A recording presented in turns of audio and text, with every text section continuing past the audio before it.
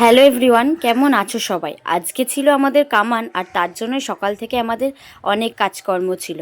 আর তাই তো আমাদের একটু লেট হয়েছে। একেবারে আমরা স্নান করে পরিষ্কার হয়ে উঠলাম। যেহেতু আমাদের স্নান করে উঠতে একটু লেট হয়ে গেছিলো, তার জন্যই কিন্তু বাবা বাজার থেকে পরোটা, কচুরি, মিষ্টি এগুলো এনে দিয়েছিল।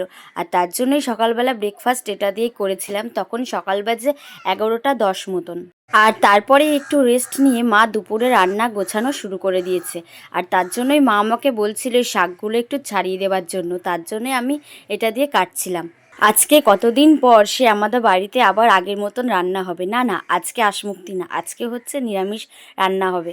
যেহেতু আজকে প্রথম দিন, তার জন্যই বেশ অনেক কিছু রান্না হবে আমাদের বাড়িতে। সবার প্রথমেই রান্না বসে গেছে। এখানে পুঁই শাকের তরকারি, এখানে কুমড়ো, বেগুন আরও অনেক কিছু দিয়ে পুঁই শাকের তরকারি করছে। আর এই পুঁই শাকের তরকারিটা কিন্তু বেশ দারুণ লাগে খেতে। একদিকে বসিয়েছে পুঁই শাকের তরকারি, তো আরেকদিকে বসিয়েছে ভাত। আর অন্যদিকে হচ্ছে সোয়াবিনের তরকারি। আর এই সোয়াবিনের তরকারি হচ্ছে পটল দিয়ে আলু দিয়ে। মানে একের পর এক রান্না আজকে বাড়িতে আমাদের হয়েই যাচ্ছে। আর এই তো তারপরেই মা বসিয়েছে ডাঁটার তরকারি, মানে কলা দিয়ে বড়ি দিয়ে ডাঁটার তরকারি। আর আরেক দিকে বসিয়েছে শাক ভাজা। এটা কী শাক আমি জানি না, জেনে পরে তোমাদের জানাবো। আর আজকে প্রচণ্ড গরম পড়ছিল, তার জন্য একটু শসা আর একটু তরমুজ কেটে নিয়েছিলাম, সেটাই বসে বসে খাচ্ছিলাম। তারপরেই মা খেতে দিয়েছিল শাক ভাজা, পটল ভাজা, পুঁই শাকের তরকারি। আহা, কতদিন পরে যেন খাচ্ছি, যেন মনে হচ্ছে কতদিন পরে অমৃত খাচ্ছি। সেই কতদিন পরে আবার সেই তেল হলুদ কত কিছু দিয়ে রান্না করা, একেবারে অমৃত। আর পুঁই শাক খেতে তো আমি ভীষণই ভালোবাসি, তার জন্য পুঁই শাকের ডাঁটা আমি বসে বসে চেবাচ্ছি। উফ, কি স্বাদটাই না লাগছে, মনে হচ্ছে একেবারে অমৃত খাচ্ছি।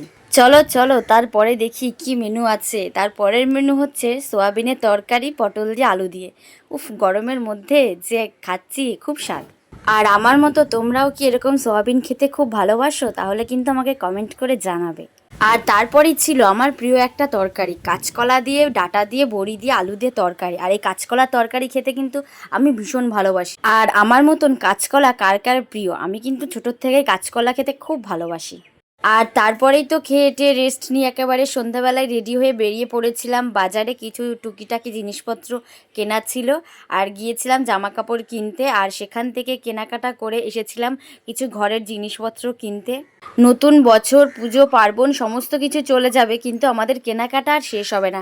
সে যেন আমাদের 12 মাস লেগেই থাকে। আমি দোকানে যাই ঠিকই, কিন্তু আমি কোনো জিনিসপত্র পছন্দ করতে পারি না, কারণ সেগুলো মাই পছন্দ করে। আর এই তো মা এখানে পছন্দ করে কিনেছে পিঙ্ক কালারের মশারি, টেবিল ক্লথ, জানলার পর্দা, দরজার পর্দা, আরও কত কিছু কিনেছে। আরও কিনেছে এদিকে বেড কভার কিনেছে। বেড কভার কিনতে গিয়ে একের পর এক কালার যেন পছন্দই হচ্ছিল না। আর তারপরে কিনা হয়েছিল পাপোশ, আরও কত কিছু। তো এইগুলো নিয়ে আমরা সবাই মিলে বেরিয়ে আসছিলাম বাড়ি আসার পথে। আর এত ব্যাগ মা একসাথে হাতে ধরতে পারছিল না। তারপরে সেখান থেকে বেরিয়ে আমরা গেছিলাম একটা আইসক্রিমের দোকানে। সেখান থেকে নিয়েছি কয়েকটা আইসক্রিম আর হচ্ছে একটা কোল্ড ড্রিঙ্কস। রাস্তার মাঝখানে তো আর আইসক্রিমটা খেতে পারিনি, কারণ হাতে আমার অনেকগুলো ব্যাগ ছিল। তার জন্যই বাড়িতে এসে একেবারে মন ভরে আইসক্রিম খাচ্ছিলাম। আর এটা হচ্ছে কুলফি। আর বাড়িতে আসতেও অনেক রাত হয়ে গেছিলো, তার জন্যই বাড়িতে এসে ঝটপট করে ডিনার করে ফেলি।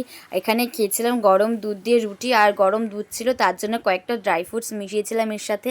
আর এই তো এই মশারি আর বেড কভার এগুলো আমরা হচ্ছে কিনেছি আমাদের ঘরের কালারের সাথে, মা পছন্দ করে কিনেছে। তো আজকের মতো ভিডিওটা এই পর্যন্তই ছিল। দেখা হবে আবার পরের কোনো ভিডিওতে।